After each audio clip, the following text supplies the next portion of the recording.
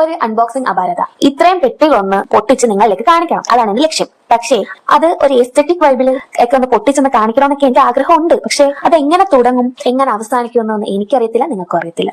അതുപോലെ voice over ചെയ്യണമെന്ന് ഞാൻ കുറെ നാളുകൊണ്ട് ആഗ്രഹിക്കുന്നു. പക്ഷേ ഇതാണ് കാരണം. എന്താണ് കാരണം? നീ പറയുന്നതിന്റെ ഇടയ്ക്കൂടെ 100 പക്ഷേ ഞാൻ പറയും. അതുപോലെ ഞാൻ പറയുന്ന കാര്യം എനിക്കും മനസ്സിലാവുന്നില്ല, പിന്നെ നിങ്ങൾക്ക് ഒട്ടും മനസ്സിലാവുന്നില്ല. എന്നാലും എന്റെ ആഗ്രഹം ചെയ്തല്ലേ പറ്റൂ. ഞാൻ വോയിസ് ഓവർ ചെയ്യും. ഇതാണ് എന്റെ തുടക്കം.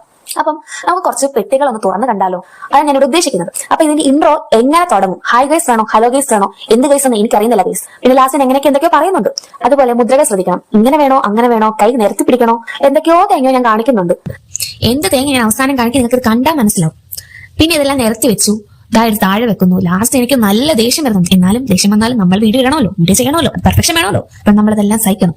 അങ്ങനെ അതിന് ശേഷം നമ്മൾ അൺബോക്സ് ചെയ്യാൻ കൈകൊണ്ട് അൺബോക്സ് ചെയ്യുന്ന കാണിക്കണോ, അത് കത്രക എടുത്ത് അൺബോക്സ് ചെയ്യുന്ന കാണിക്കണോ? അത് അടുത്ത കൺഫ്യൂഷൻ. മൊത്തം കൺഫ്യൂഷൻ എല്ലാം കൂടെ ലാസ്റ്റിനെ ഇതെല്ലാം കൂടെ നിലത്ത് വെച്ചിട്ട് എന്നെ കൊണ്ട് ഈ പണി പറ്റുന്നില്ല എന്ന് പറഞ്ഞാൽ ഞാൻ പോയില്ല. ബാക്കി വീഡിയോ വരുന്നുണ്ട്.